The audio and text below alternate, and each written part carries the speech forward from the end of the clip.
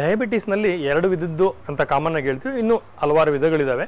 But type 1 type 2 ಅನ್ನೋ 2 ವಿಧಗಳಲ್ಲಿ ಕಾಮನ್ನಾಗಿ ಇರುವಂಥದ್ದು ಟೈಪ್ 2.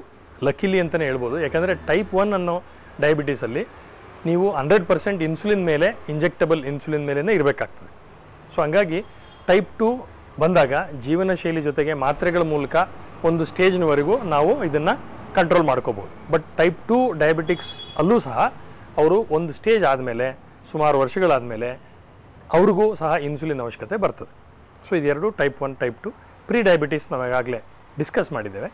ಈ ಟೈಪ್ 2 ಡಯಾಬಿಟೀಸ್ ಅಥವಾ ಟೈಪ್ 1 ಡಯಾಬಿಟೀಸ್ ಹೇಗೆ ಗೊತ್ತಾಗೋದು ಅಂದರೆ, ಕಾಮನ್ನಾಗಿ ಸಿಮ್ಟಮ್ಸ್ ಬರೋದು ಹೆಚ್ಚಾಗಿ ಯೂರಿನ್ ಪಾಸ್ ಮಾಡೋಂಥದ್ದು, ಮೂತ್ರ ವಿಸರ್ಜನೆ, ನೀರು ದಾಹ ಹೆಚ್ಚಾಗುವಂಥದ್ದು, ಮತ್ತು ಈ ತೂಕ ಕಳಿಯುವಂಥದ್ದು. ಚೆನ್ನಾಗಿ ಊಟ ಮಾಡ್ತಿರ್ತಾರೆ ಬಟ್ ತೂಕ ಕಳೀತಾ ಇರ್ತದೆ, ಮೈನಸ್ ಆಗ್ತಾ ಇರ್ತದೆ, ವೆಯ್ಟ್ ಲಾಸ್ ಅಂತ ಹೇಳ್ತೇವೆ.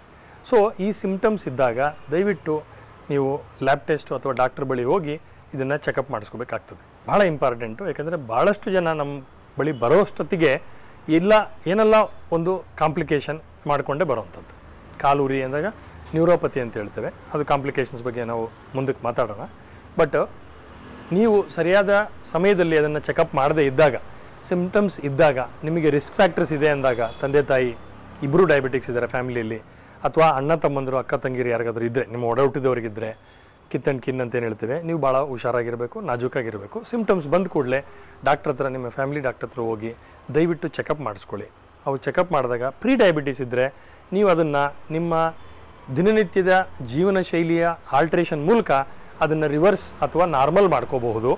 ಆ ಚಾನ್ಸ್ ನಿಮಗಿರ್ತದೆ. ಯಾವಾಗ ಪ್ರೀ ಡಯಾಬಿಟೀಸಲ್ಲಿ ಮಾತ್ರ. ಡಯಾಬಿಟೀಸ್ ಬಂದ ಮೇಲೆ ಅದು ಲೈಫ್ ಟೈಮ್ ಇರ್ತದೆ, ಅದನ್ನು ಯಾರೂ ಗುಣ ಮಾಡಲಿಕ್ಕಾಗಲ್ಲ. ಅದನ್ನು ಕಂಟ್ರೋಲ್ ಮಾಡೋವಂಥದ್ದು ಅವೆಲ್ಲ ಭಾಳಷ್ಟು ವಿಚಾರಗಳಿದ್ದಾವೆ, ಬಟ್ ಅದನ್ನು ಗುಣ ಮಾಡಲಿಕ್ಕಾಗಲ್ಲ. ಸೊ ಹಂಗಾಗಿ ಈ ಸಿಮ್ಟಮ್ಸ್ ಯಾವಾಗ ಬರುತ್ತೆ ಆದಷ್ಟು ಬೇಗ ಡಾಕ್ಟ್ರ್ ಹತ್ರ ಹೋದರೆ ನಿಮಗೆ ಆ ಕಾಯಿಲೆನ ನಾವು ಆ ಪ್ರೀ ಡಯಾಬಿಟೀಸ್ ಅಥವಾ ಬಾರ್ಡರ್ ಲೈನ್ ಡಯಾಬಿಟೀಸ್ ಅಂತೇನು ಹೇಳ್ತೇವೆ, ಅಲ್ಲೇ ನಾವು ತಡೆ ಹಿಡಿಬೋದು.